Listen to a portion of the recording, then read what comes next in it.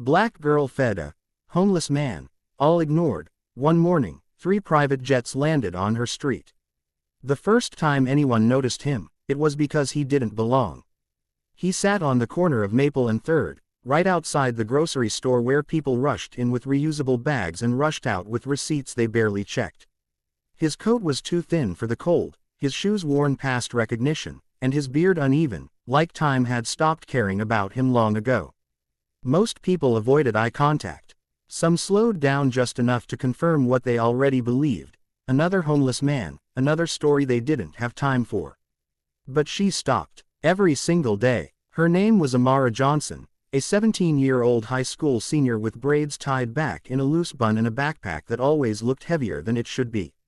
She worked part-time at the same grocery store after school, stacking shelves and memorizing prices faster than most employees twice her age. The first time she approached him, she didn't say anything. She just handed him a sandwich. He looked at it for a moment before looking at her, surprised, not just at the food, but at the fact that she had looked at him at all. "Why?" he asked, his voice rough but steady. Amara shrugged, like it was the simplest thing in the world.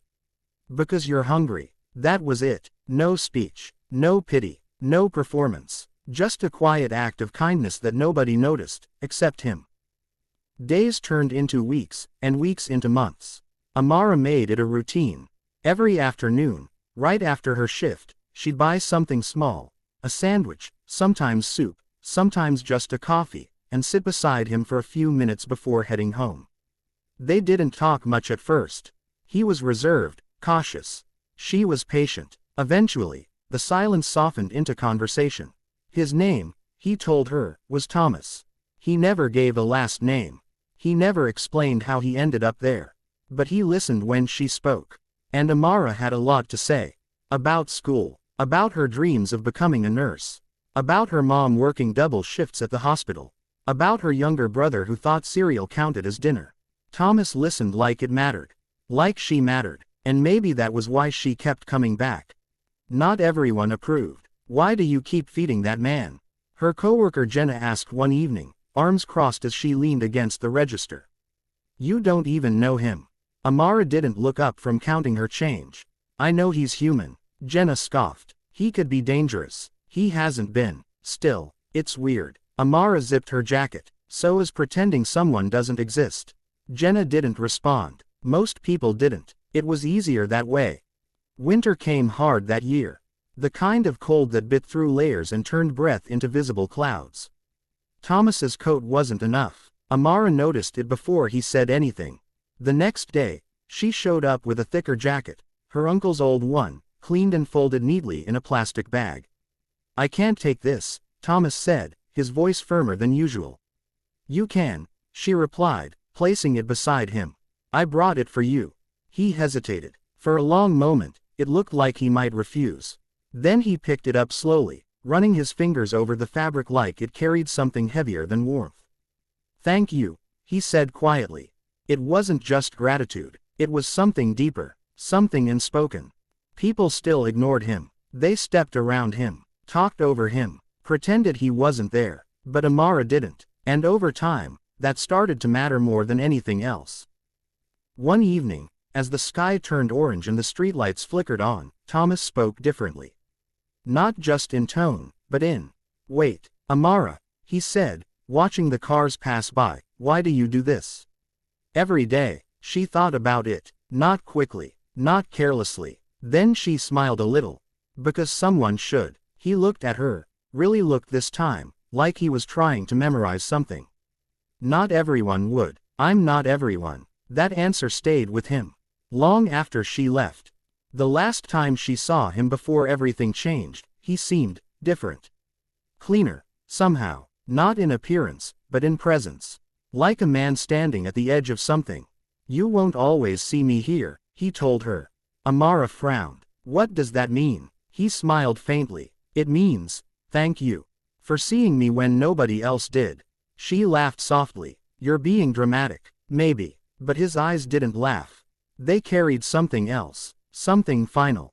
The next day, he was gone. No coat, no bag, no sign, just an empty corner. At first, Amara thought he'd moved, or found shelter, or simply changed locations. Days passed, then weeks. Still nothing. People forgot about him quickly. Most hadn't noticed him in the first place. But Amara did, and she kept looking, even when she told herself not to. Life moved on, like it always does. School, work, responsibilities. The quiet routine of survival. Until one morning, everything changed. It started with a sound. Low at first, distant, like thunder rolling across a clear sky. People stepped outside, confused. Looking up, pointing. 3 private jets cut through the clouds, descending lower than anything that had ever flown over their neighborhood. They circled once, then again, before disappearing toward the small regional airport just outside town. Social media exploded within minutes. Who's coming here? Is this a mistake? Are we being filmed? No one had answers. Not yet. 2 hours later, black SUVs rolled into Amara's street. Not one, not two, a full line of them. Shiny, silent, deliberate. Neighbors gathered outside, whispering. Phones out, recording everything. Amara stood on her porch, confused, her little brother clutching her sleeve. "What's going on?" he asked. "I don't know," she said honestly. The first SUV stopped directly in front of her house. A man stepped out, tall, well-dressed, professional in a way that felt almost unreal in their quiet neighborhood. He approached slowly, respectfully. "Amara Johnson?" he asked. Her heart skipped. "Yes," he nodded. "Someone would like to speak with you." "Who?" He smiled faintly. "You'll see." They didn't take her far. Just to the end of the street. But it felt like stepping into a different world. Because standing there, beside the final SUV, was Thomas. Except he wasn't. Not anymore. Gone was the worn coat. The tired posture. The invisibility. In his place stood a man in a tailored suit, clean-shaven, composed, surrounded by people who clearly worked for him. Power radiated from him. Not loud, not arrogant, but undeniable. Amara froze. "You," she whispered. He smiled. The same smile, just clearer now. "Hi, Amara." Her mind struggled to catch up. What is this?" "I owe you the truth," he said gently. They sat inside the SUV, away from the growing crowd. And slowly, carefully, he told her everything. His full name, Thomas Ellington. A name that, once spoken, carried weight. He wasn't just wealthy. He was one of the most influential investors in the country. A man who owned companies, funded hospitals, shaped industries. But months ago, he had walked away from all of it. Not publicly, not dramatically, quietly. He needed to see something. To understand something. So he let go of his identity. His comfort. His visibility. And became invisible. A man on the street. Ignored. Dismissed. Forgotten. By almost everyone. Except her. "I wanted to know," he said, his voice steady, if kindness still existed when there was nothing to gain. Amara stared at him, processing, struggling. "And?" she asked. He looked at her with something close to gratitude. "I found it." She shook her head, overwhelmed. "You could have told me. If I had, it wouldn't have been real." Silence filled the space between them. Not awkward, just heavy. "You fed me," he continued. "Talked to me. Treated me like I mattered. When nobody else did." Amara swallowed. "You did matter. I know that now," he said softly. Outside, the street buzzed with confusion, curiosity, disbelief. But inside the SUV, it was just 2 people.